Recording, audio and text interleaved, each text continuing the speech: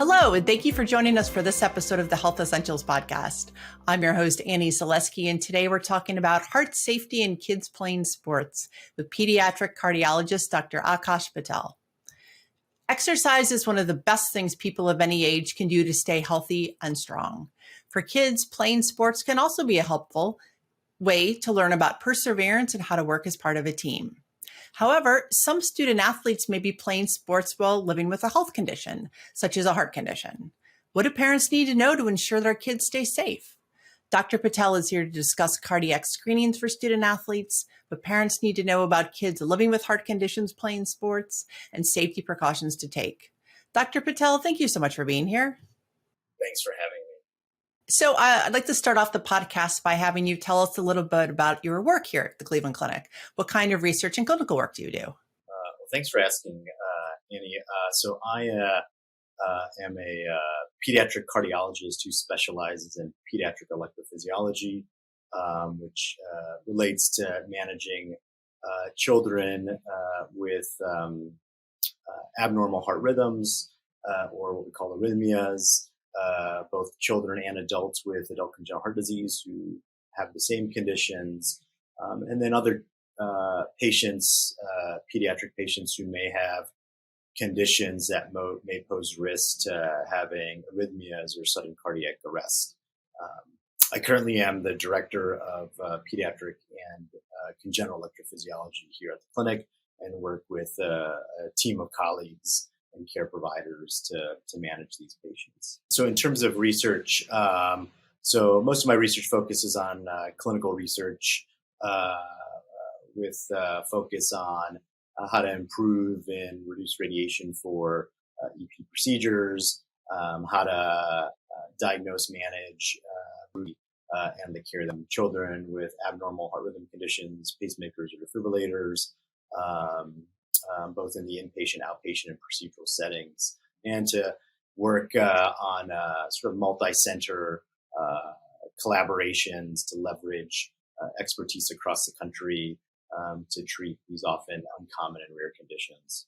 That's amazing. That must be just such interesting work. I mean, I'm going to work every day. There's supposed to be something new to discover and things like that. Yeah, no, I think working with a broad range of ages of patients, from kids that have normal hearts with minor symptoms to the very complex, and caring for patients in all venues really creates both a very interesting and exciting job, but also provides us the opportunity to care for our patients in different care settings, especially at moments when they need us the most. And often what we do can also be curative, meaning that some of the conditions that we treat can actually fix or solve the problems, which is always gratifying to see a patient fix their problem and then ultimately say goodbye,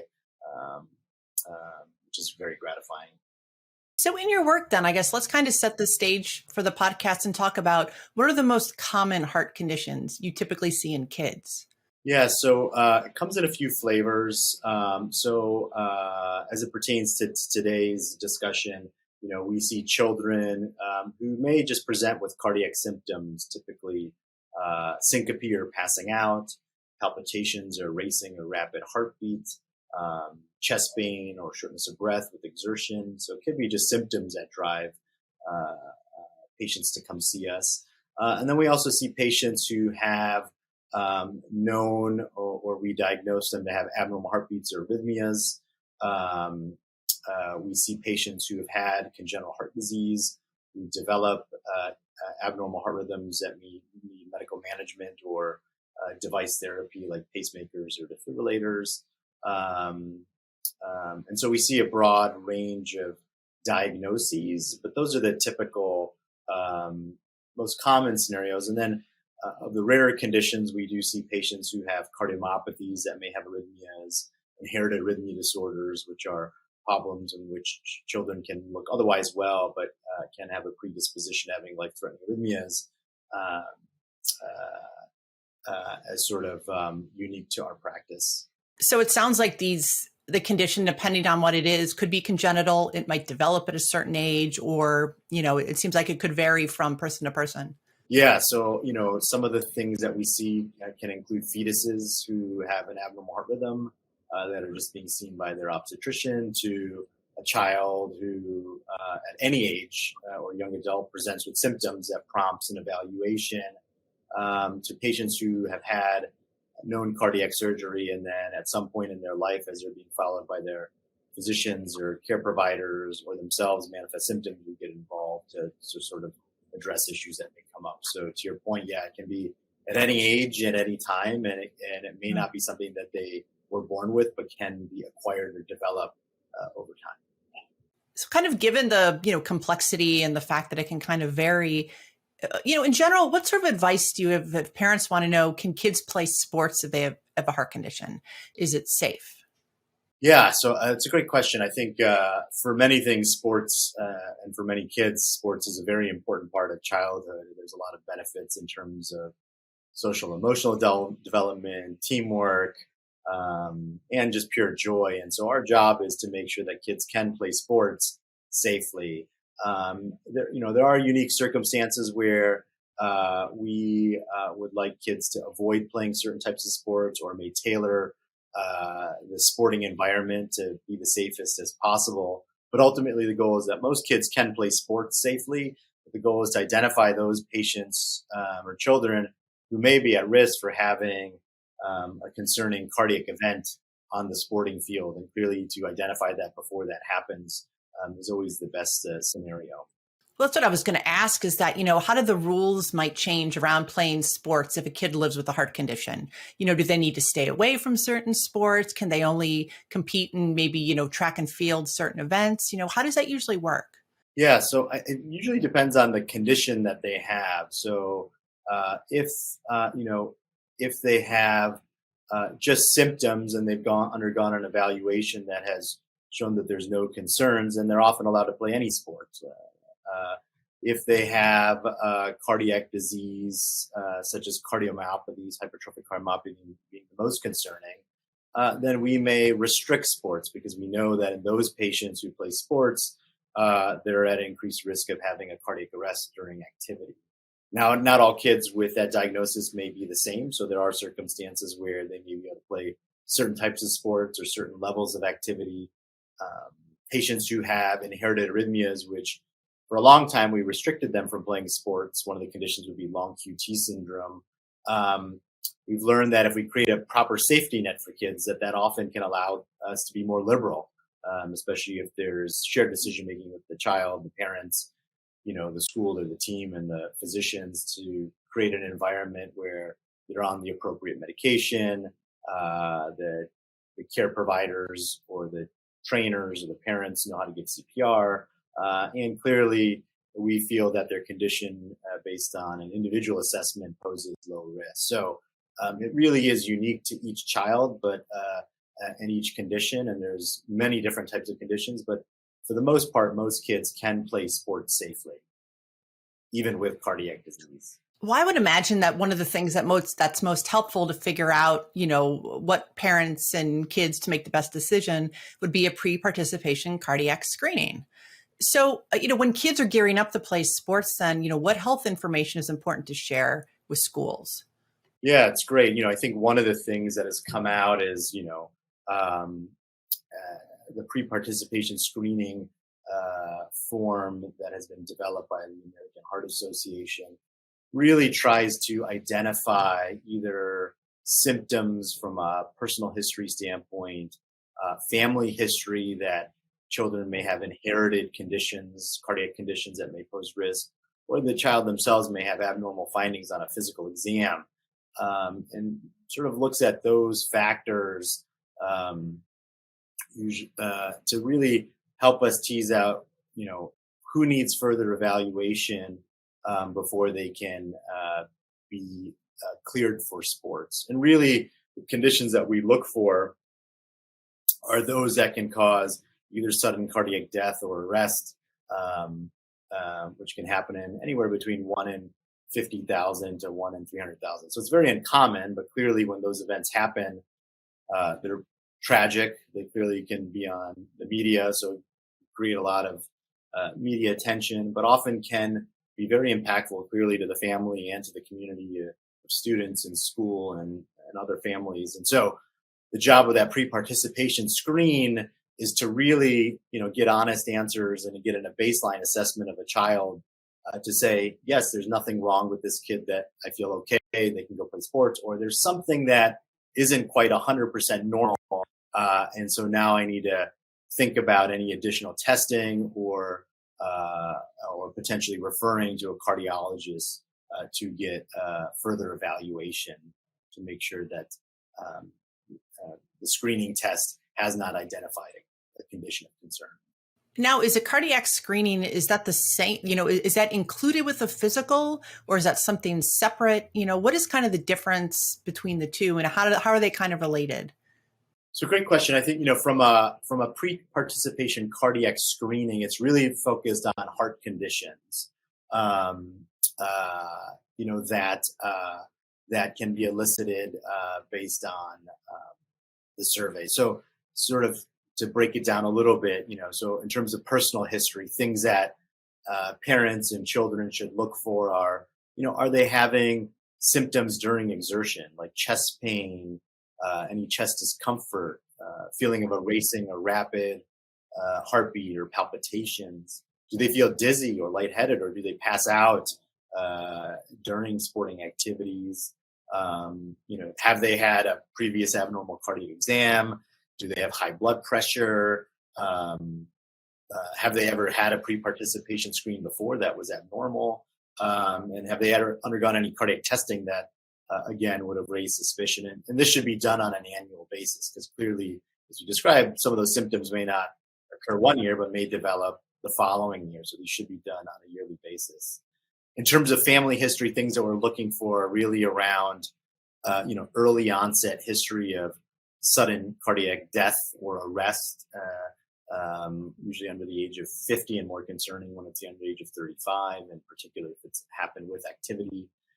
Is there family history of heart disease under the age of 50? Is there a history of inherited conditions like cardiomyopathies, which are basically enlarged or thick hearts, or abnormal heart function? Is there a history of inherited cardiomyopathies or connective tissue disorders like Marfan syndrome? And so you sort of go through that questionnaire, because, again, families' histories may also change on a yearly basis. And then the last part is the exam, right? So if they have a murmur on exam that's atypical, if they have high blood pressure, if they have abnormal femoral, basically pulses in their leg, or if they have characteristic features of a syndrome like Marfan's that can be associated with cardiac disease. These are the components that really are part of a pre-participation cardiac screening. When we think about a sports physical, it's really around, and many places will incorporate parts or all of this, but then it's really around other conditions that are important for athletes. So these are things that, primary care providers will often provide, which is, are there any musculoskeletal problems, right? So predisposition to ankle injuries or knee injuries or things like that. Are there previous history of concussions or head trauma? That's become much more prevalent and obvious now as we've learned more about sports like soccer and football, where repetitive, hitting of the head can, even at low impact, can cause those things. And clearly having some sense of cognition or headaches or other concerns that an athlete may have. Clearly emotional, social emotional factors, or they have good nutrition. Do they have any mental health problems? So all of that generally falls in sort of a more global sports physical, where they want to make sure, from head to toe, not only is the heart okay, but everything else is okay. And then by taking a good inventory with questions, just to make sure that there's any other conditions that may predispose them to having either other injuries related to sports or struggles with sports. And so that's how I would differ the cardiac screening versus a sports physical, which sort of would incorporate all or parts of that. Well, it seems like to really get a complete picture of what kind of a student athlete's health is, you almost need both, because they're very complementary. Yeah, I think especially in this day and age, there are a lot of positives that happen with sports, but we know that as, kids get older, and generally we think about pre-participation screening in middle and high school. And so as the competition gets more intense, so does the stress and the mental health aspects. We see, famous athletes take breaks from their sporting events because of that. And I think those are really important aspects of making sure a child is both healthy from a heart standpoint, but also healthy from a mind and body standpoint, so that they can enjoy sports and be safe. So yeah, it should be a really holistic global process that they undertake when they get evaluated. So are there particular sports that are more crucial to have a cardiac screening? It's a great question. I think as we've learned, a lot of the events that we see in terms of young athletes having are around just the typical college sports or high school and middle school sports that we see. And part of that is because those are the most common sports people play. Part of it is because those sports can be very intense. And so generally, when we think about when events happen, it's usually the typical top three: soccer, football, and basketball in terms of that. But any sport in reality can cause events to happen. When people have actually looked at this, and seen over, thousands of patients who've had events, it runs a laundry list of sports you could think of, from, um, you know, field hockey to swimming, um, and beyond. And so, most things I would confine to really what are the competitive sports that kids can play both at the middle school and high school level, because those are the ones that are going to be the most strenuous or enduring, most strenuous and can cause issues. But really, anybody who's going to play competitive sports should get a screen, regardless of how intense one may perceive it, because there are kids who play, I would say, for instance, like some sports that may be leisure type of sports, tennis, for instance, where you think, well, that's not really hard. But you see how, competitive tennis athletes will train, right? They may condition with running when they're playing a grueling match, right? That's probably maybe more intense of a sport than saying you're the kicker on the football team, but your quote unquote sport is being a football player. So it really is anything where your heart rate gets up and you're really pushing yourself and breaking a sweat. I would classify as an activity that warrants some degree of evaluation. So, you mentioned middle school and high school, especially sports. Would younger kids than that have a cardiac screening if maybe they're, obviously there's competitive hockey and some kids swim, is there a specific age you should start having these? Yeah, generally we recommend middle and high school. So I think about an average sixth graders around 12 years of age would be sort of when screening should happen. Most events will happen because some of these conditions will not occur at younger ages. So you're talking about sort of teenagers, young adults. So I think that's generally where you're going to be the most likely. But clearly, if you have a child who is, I guess, super talented and maybe 9 or 10 and may express symptoms to their pediatrician or primary care provider or to a parent, then those kids should get evaluated, but they're not required to play sports in Ohio to have a pre-participation screen done. But I think under 12, I would say if the kid has symptoms or you're concerned, then clearly get evaluated. But clearly over 12, and if you're playing competitive sports, then I would say it's a must. You mentioned symptoms, and that was, I think one of the questions that people ask, if a kid has a screening, what is kind of the sign that a cardiologist visit would be necessary, or they might want to see their pediatrician? What are some of the major red flags maybe? Yeah, great question. Something we highlighted on, but really it's around symptoms during exertion, or, when we talk about exertion, think about it as exercise or sports. Chest pain being one, or chest discomfort, that would be of concern. Some kids can have, musculoskeletal pain, or if they're really pushing themselves really hard, get winded and sort of feel chest discomfort. But again, if it's, significant pain, it doesn't resolve with just resting or rehydrating, those would be things of concern. Clearly, passing out is a big red flag. So an athlete who is sort of running on the field and collapses suddenly, clearly that's going to prompt concern. But even an athlete who sort of feels like they're about to pass out, should get evaluated. Now, a lot of that can be right in a hot summer day in Cleveland, and the coach is making them run, and it's 100 degrees outside. It may be just the typical potentials of heat exhaustion or heat stroke, and in rare cases, or dehydration. So context matters in terms of when those symptoms happen.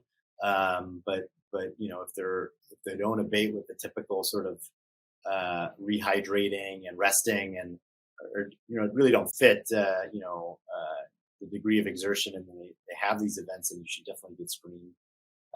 Funny or rapid heartbeats. Clearly, your heart rate will increase with exercise. All kids do that. But if it feels like it's just beating too fast, or even if they rest and the heart continues to beat very fast or regular, that would raise concern. And then, one that's often hard to tease out, but we always ask is, with activity, do they seem to tire easily, or do they have shortness of breath? And that can be, and that's why it's hard, important to get evaluated, because, that could easily be something like exercise-induced asthma, which is not a cardiac condition. That could be due to deconditioning. But that may be due to heart signs or symptoms from a heart that may not be working well, or a heart that is abnormal, that just makes it hard for blood to leave the heart and result in those types of symptoms. So when we think about fatigue or exertional symptoms, is it something that seems to be progressive? Is it something that is new? Is it something that, they used to be the fastest kid on the team, and now they're taking breaks every 5 minutes, or asking the coach to take a pause or a breather, and sort of out of character. And so those are sort of, I would say, the biggest red flag symptoms are really, again, chest pain, rapid heartbeat that is unexpected, and passing out really are the ones that would prompt the most concern for a child or a parent. In light of all that, then, who is doing these cardiac screenings then? Would it be at a school? Would there be a doctor on site? Like, what does that look like, and where do these almost happen? Yeah, so oftentimes, cardiac screening, sports physicals, really can happen in a variety of venues. Usually the initial screens are often done by primary care providers, whether that's a family medicine doctor, a pediatrician, sort of a nurse practitioner or PA. Sometimes they're done by, athletic trainers and things like that. But usually it's some, care provider, because part of the exam, part of it requires getting an exam.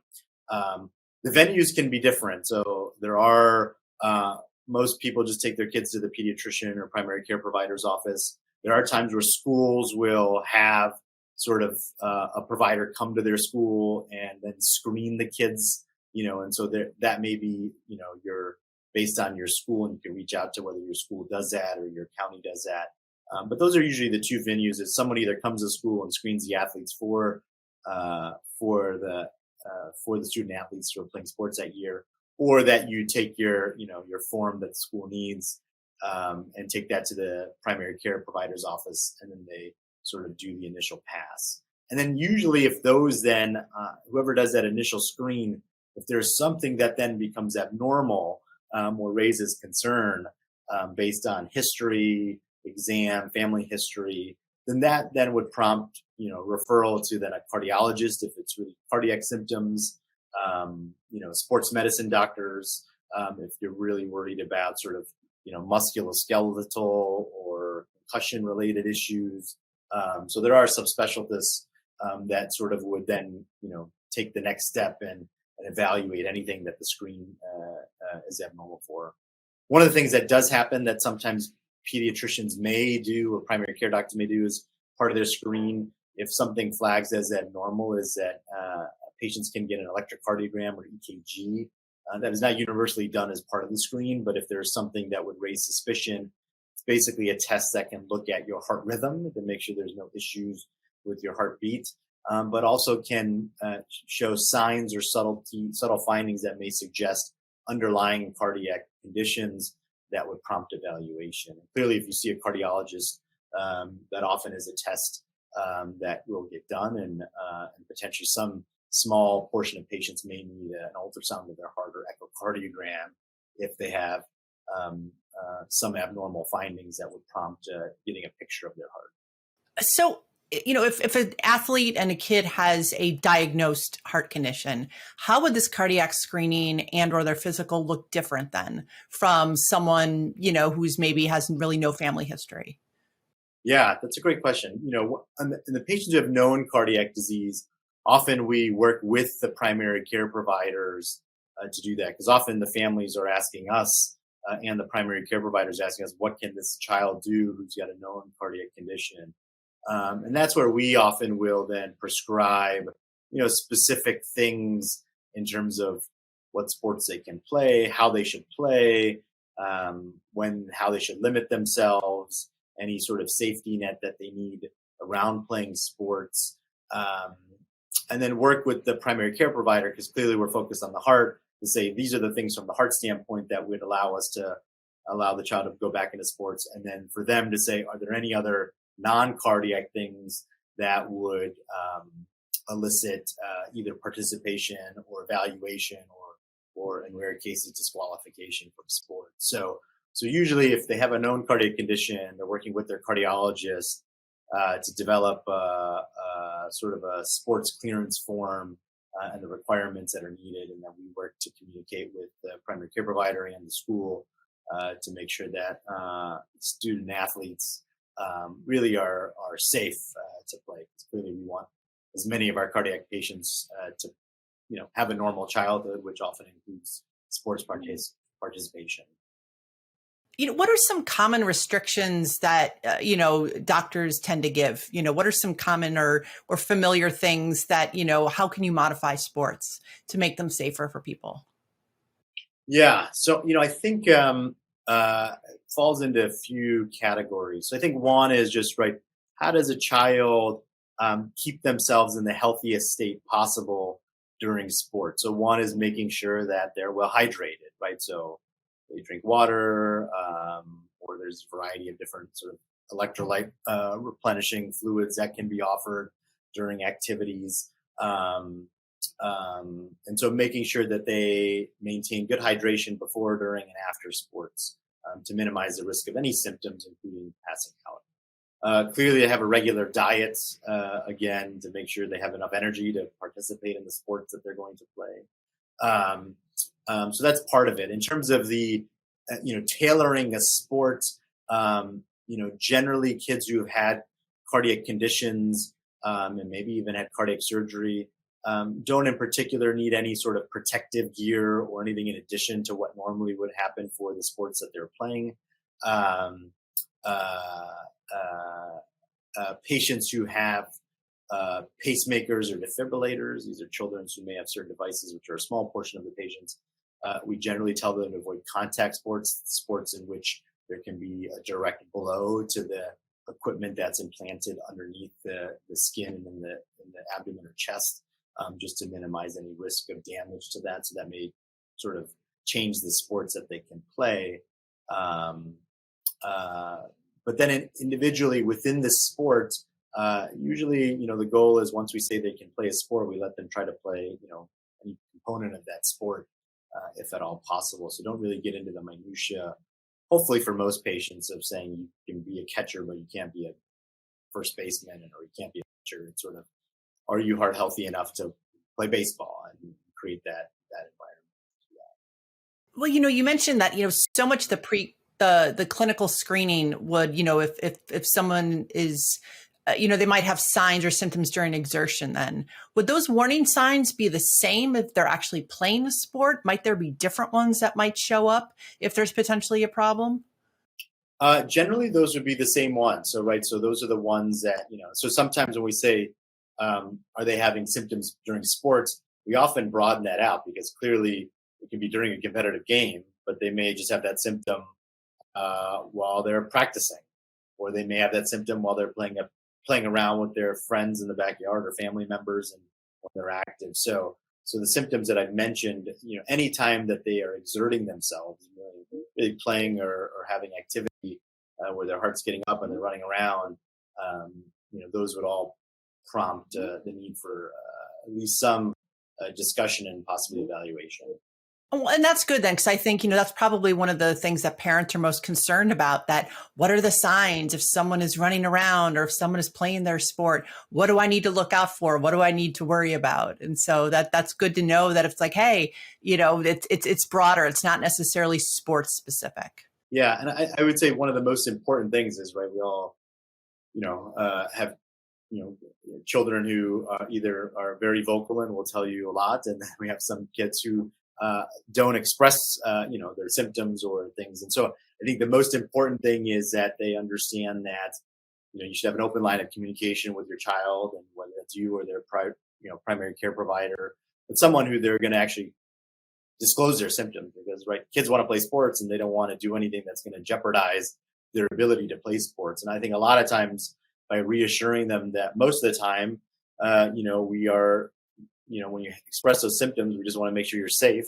and that most kids will be able to play sports. But in the setting where we do find something, then the goal is to make it so that way we can let you play your sport, but to do it in the safest way possible by knowing what you have, why you have it, and if there's ways of treating your problem to minimize or mitigate any risk around activity or sporting. Well, is there anything else that, about kids playing sports who are living with certain heart conditions? Is there anything else that parents need to know, or any sort of angles that we haven't covered that you feel is important to mention? Yeah, I think, it's really important that athletes, both kids who are playing recreational sports, but, more concerning are competitive sports, screen done yearly, and that's, and again, having a conversation with your child. You don't have to wait till the year visit to do that. So anytime during the year where a child has a sign or symptom, so even though they passed a screen and something develops, then that should prompt, appropriate follow-up and, with their primary care provider, and then cardiologist or their cardiologist if they have one. I think second is, a lot of what we talked about was things to identify patients who might be at risk for a sudden cardiac arrest or death event, which is exceedingly common but very impactful. But there are situations where, unfortunately, despite the best screening, these events can still happen. And I think one of the important things that families should always be mindful of is, how do we create the safest environment for some, kid to have, if they were to have an event, how could they be the safest? And I think, one of the things that we here advocate for, and many schools across the country and in the region do this already, is really to make sure that, that the athletic coaches and trainers that care for the kids, that they're trained in CPR. So if an event happened, that they can provide CPR to keep a child safe until emergency services arrive, and hopefully to be able to resuscitate that child. I tell families who have children who have cardiac conditions that, all care providers, parents, nannies, stuff like that, who care for the kid or are going to be around them should learn CPR. I think it's a good life skill that any person should have. And then, sometimes there are situations where when they have an event that their heart rhythm is abnormal and dangerous.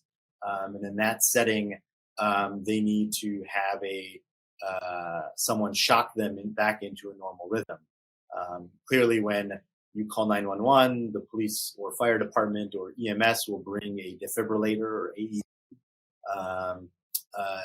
to the patient and put the stickers on the child. And if the device detects that is abnormal, it can shock them out of that and get them back into a normal rhythm. And that is critically important. The sooner you can do that and the faster you can get them back, the most important. You still should always do CPR. That takes precedent over anything. But if you want to get them out of the dangerous situation, that may be important. So one avenue is clearly 911, and the emergency services provide that. But now more and more schools have AEDs available. So, if you have kids who play sports, inquiring whether your school has an ED available, and if so, where and how does where is that relative to the sporting fields, and if they have any policies and protocols in terms of who uses it, and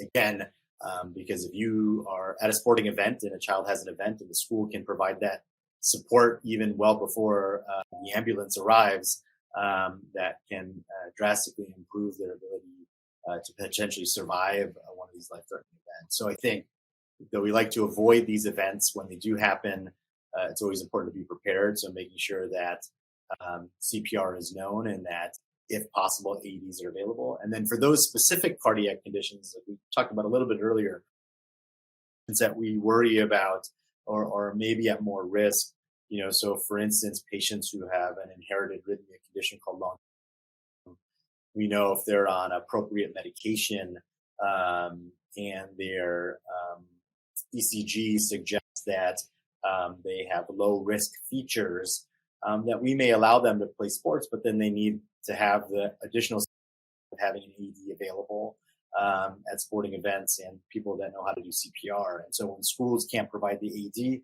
there are situations where that or families purchase that on their own. So it's not needed for, again, healthy kids, but it is something that is shown to provide benefit for those patients who are at risk. And oftentimes, many of these things are used because of the parents or the grandparents who are in the stands and get excited, and they may have heart conditions that may present itself similar to a child with excitement or activity. And so there may be secondary benefit from having that equipment around. So that's, I would say, the only thing to think about when we think about sports and AEDs and CPR. The only other thing that we didn't talk about, but I think is timely, is the pandemic and how COVID has impacted our thoughts about sports, because clearly we symptoms, chest discomfort, shortness of breath, feeling fatigued. Well, when your kid has the flu, and righty cold, they may have some of those symptoms, and you're saying, well, those are not cardiac symptoms; those are just flu symptoms. And so, how do we think about COVID? It's new, and we're learning about it. But I would say, most kids who've had COVID can play sports, and we sort of bin them into three categories. So one is kids who've had mild symptoms, so the typical upper respiratory infection that lasts just less than 4 days, no really high grade fevers. Then they should sort of avoid sports until they finish their quarantining or isolation, which is usually 5 to 10 days, and their symptoms have all resolved. And then they can get back. They should follow up with their primary care provider, make sure they are healthy, recovered, and then they should get back to playing sports, relatively soon. The second is then the group of patients that have sort of more significant, we call moderate COVID. So those are kids who had, symptoms for more than 4 days, high grade fever, kids who've had to be hospitalized because they developed pneumonia, take a long while to recover. And in those kids, same thing is really, you want to wait for all the symptoms to resolve before re-engaging in sports. And that may be, a week to 2 weeks. And once that's done, again, following up with your primary care provider, making sure things look good, and getting back to sports. In some subset of patients, if they've had chest pain, discomfort, or there's some concerns about cardiac symptoms, they may get an EKG as part of that evaluation to clear them. And if that EKG looks normal, then clearly they can go back to sports. If it doesn't, then they'll get referred to a cardiologist. And then the third is sort of a condition that you can see with other viral infections like the flu, where you can have severe COVID, and that can affect multiple organ systems, kids that needed to be in the intensive care unit, which are uncommon, or COVID that affects the heart, what we call myocarditis or inflammation of heart. And those kids, even if those symptoms resolve pretty quickly, we generally recommend that they don't play sports for 3 to 6 months, because even though their symptoms have resolved, there can be small changes to the heart that we don't see on exam or EKG or even ultrasound of the heart that may still pose risk for them having a life-threatening arrhythmia. And so we want to really allow for the heart to completely recover from that sort of a viral cardiac infection before getting back to full sports. And so for the vast majority of kids, you're back after your symptoms resolve, like any other cold or things. But if your symptoms are more significant, then definitely it's worth getting looked at by your primary care provider before engaging in sporting activities or exercise. Tell me a little bit about then, what are kind of the signs and symptoms of myocarditis? Like, what should parents and kids be looking out for? So it can be as subtle as chest pain, right? So consistent chest pain. It may worsen with positional change. They can have elevated heart rate. So if they're just sitting around, a typical 15, 16-year-old sitting around, and you notice now their heart's beating 140 times a minute, that would raise concerns. So if they have, fast heartbeat, again, not in the setting of a fever. If they pass out, that can be a sign of myocarditis. If they're having irregular rapid heartbeats, or some of the same symptoms that we talked about. The other thing is really when you have viral infection of the heart, things that can happen is the heart doesn't squeeze as well. And so it's hard for the heart to pump blood, and thus you can have signs of heart failure. And so those would include difficulty breathing because you're developing fluid on the lungs, chronic fatigue, lack of energy. If the heart is not pumping blood well enough, they may have changes to their mental status where they're clearly, they're confused. And then if the blood's not getting to the body, they can, have symptoms, are vomiting, nauseous. But generally, when you think about myocarditis, it's usually in the context of having some sort of viral symptomatology, so fevers, runny nose, cough, something that would suggest a virus affecting them, and you're overlaying the cardiac symptoms that I've described, because clearly there are many kids that can just get the stomach bug and have vomiting and diarrhea or constipation. That would not be myocarditis. It would really be having a viral infection and now having cardiac specific symptoms that tell us that the heart is not working. And then some kids can prevent really in extremis pretty quickly from the time they get infected to having that. So that can be as quickly as within 12 or 24 hours, really becoming quite ill. So it is mindful to any kid who has, whether that's COVID or any viral infection, is make sure that, are they following the typical course of a cough or cold, and are they starting to get better, or are they not following the typical course and things are progressing and and they're looking worse, and that should always prompt some evaluation. Usually when you get evaluated, there are tests that can be done to help determine whether there is myocarditis or not, or whether it's just a viral infection you feel lousy. So it's more important than ever, it seems, because I think in years past, it might be, I feel a little off, I'm just going to play through it. And it seems like now, especially, that if you're feeling a little bit like, I'm not really feeling right, you should not go to practice. You should stay at home. You should rest. You should hydrate and just really take it very seriously. Yeah. I think with anything, right, you have to use your best judgment, but at the end of the day, right, you want to play sports safely. And the best way to play sports best is if you're 100% healthy, right? And if you're not 100% healthy, right, then your ability to perform at your peak ability is not going to be there. So yeah, take any symptom seriously.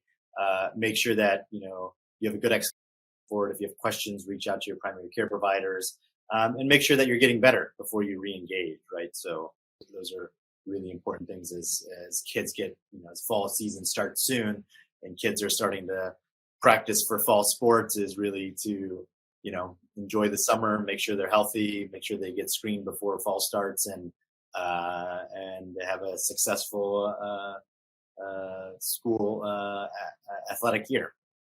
I think that's a good question then, that, how long in advance, because you're right, there's summer conditioning starts very soon. How long in advance are people getting a cardiac screening? Would it be the end of the previous school year? Would it be, a month before? What is sort of the recommended length of time? Yeah, usually, it falls into two bins. One is most kids will have a yearly primary care provider visit. So whenever that falls, right, you should have this, especially if you're a known athlete, right, have that as part of your screen done then. And then if nothing has changed before that, and when you play sports, you're good for the year. The other is, right, you've already seen your doctor, they've been screened, but then you decided now you want to play sports, right? And so at that point, right, then to sort of, reach out to the primary care provider's office, to decide whether you need to come back in for a reevaluation or whether your visit was close enough to when you decided to play sports um, to be able to fill out the form and answer the questions to make sure that things are up to date. And clearly, throughout the year, as you're playing sports, to be mindful of the symptoms, like the red flag symptoms that we've talked about, is if those come up, then don't wait till the next year to raise that to attention. You should raise that to attention at that moment. So it's a good question. I think, usually easiest to just do it at your yearly visit.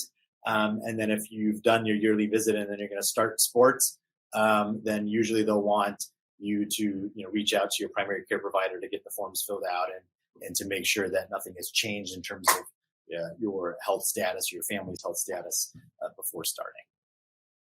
We mentioned summer training, and, I think one of the things that's always a factor, especially in Ohio, is heat. What are some tips that you usually give for athletes to stay safe in summer heat? And are there specific athletes that are at a risk for a cardiac event due to basically the heat and exercising in the summer weather? Yeah, that is a fantastic question. I think one of the things that we gloss over or don't appreciate as much, or we sort of used to tough it out, or is heat stroke, right, or heat exhaustion, right?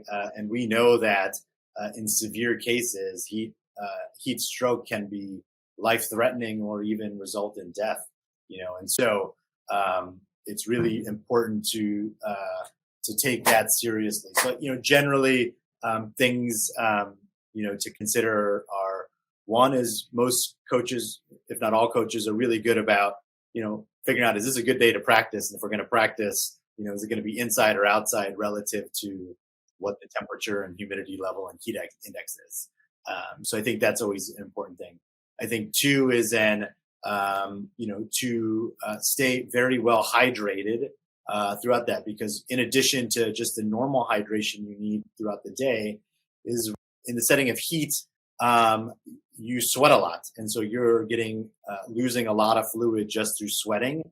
And you're not allowed to, oftentimes can't get off the heat fast enough. So it is important to stay well hydrated. If you're in between activities, right, to find shade while you're resting or cooling down, to give your body the ability to, let the heat dissipate. And then, with anything, I tell all my patients and anybody, you're your strongest advocate as a child who plays sports. And so it's really important to say, if you don't feel well, if you feel like you're winded, tired, right, your vision's changing because you feel like, you've run for 2 miles and you're exhausted, right? Then, right, it is really important. It's okay to say, I need to take a break, right? So listen to your body. And I think that's the most important thing when it is hot outside, is to really listen to your body, because if you're having any symptoms of dizziness, lightheadedness, clearly passing out, cramping, and feeling, like you're dehydrated, then you should, or really fatigued, you should stop, take a break, rest, hydrate, and then you can get back out there. So I think those are the things I would think about, is good hydration, staying in shade, and then being mindful of the temperature and activities you're doing to avoid heat stroke or heat exhaustion. Because one of the conditions that we worry about the most is that if you get overheated, then your muscle can break down. And with that cramping, when the muscle breaks down, then that can affect your kidney, your electrolytes, and those can be things that can cause your heart to beat abnormally or have an abnormal heart rhythm that can be dangerous. So clearly it is, keeping your body hydrated, cool as best you can, and taking breaks in the shade if possible. Yeah, don't push through it. I think sometimes people have the tendency, oh, I'll be fine. And that is definitely a case you don't want to mess around. You want to make sure that you're, taking care and erring on the side of caution. Yeah, and coaches are great about that. With any sport, it's often competitive. So you want to be the best at what you do. Your team needs to be the best. So you're always gonna push yourself a little bit harder to be a little bit better. But you can always push yourself, but you shouldn't have bad symptoms when you're pushing yourself. And so that means maybe you're not going to be able to push yourself all today, but maybe it's going to take 3 or 4 days to gradually get up to where you need to do that. And so I think when you feel like you're beyond your limits, then you should speak up and take a break and take a pause, and then you're not going to lose ground. You're just going to get back out there and do that. But it's always an important thing to have a dialogue with your trainers and your coaches when you're doing sports or even practicing, to make sure that you are practicing within your body's limits. So we've covered a lot of ground, and this has been a lot of really excellent information. And, I think one of my last questions here is then, are there any common questions or concerns you hear from parents about their kids playing sports as it relates to heart safety that we haven't covered? I don't think so. I think, a lot of it is around, I think the biggest thing that parents have, and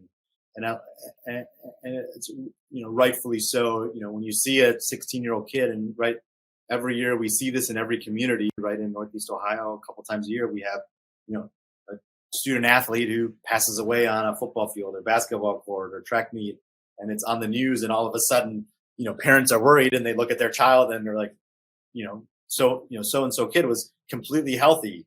No one ever knew. But, when you look back at things, sometimes some of those kids, and a lot of them may have had symptoms and they just didn't vocalize it, or they didn't speak up or that. There are certain situations where they can be healthy, and even under the best of circumstances, we can't find everything. But, that's where I think when a parent is worried or anxious or recognizes there's concern, is really to talk to their child and say, are you sure there's nothing going wrong? Is everything okay? And if there is concerns, then to seek out care. And I would say that's usually the times when families are the most worried, is when something happens, either a college athlete or a professional athlete or a high school athlete, an event happens in their community, and it sort of makes them more aware of, not everything is always benign or safe. But again, the take home points are, many kids play sports. Most kids, if not all, the vast majority are healthy. Even those who have cardiac conditions, many can play sports to alleviate families' concerns. It is really our good job as parents and providers is to let kids play sports, but to do it safely. And so that's, I think, the goal is with any parent. You want to make sure, is your child safe? And if any of these things that we discussed today prompt concern or questions, then always reach out to your primary care provider or us at the Cleveland Clinic here to help alleviate your questions and concerns. It's wonderful advice. Thank you so much for being here, Dr. Patel. Like I said, this has been really interesting, and I think this is going to help a lot of people. Thank you for having me, and it was a pleasure talking about this. And I'm a big sports fan and like to play sports, and it is a great pastime of many kids and families. And so looking forward to having a bunch of healthy kids this fall and throughout the year play sports and do it safely. Thank you so much for being here, Dr. Patel. What a wonderful conversation. To learn more about Cleveland Clinic Children's pediatric and congenital cardiology and heart surgery treatment options, visit www.clevelandclinicchildrens.org/heart.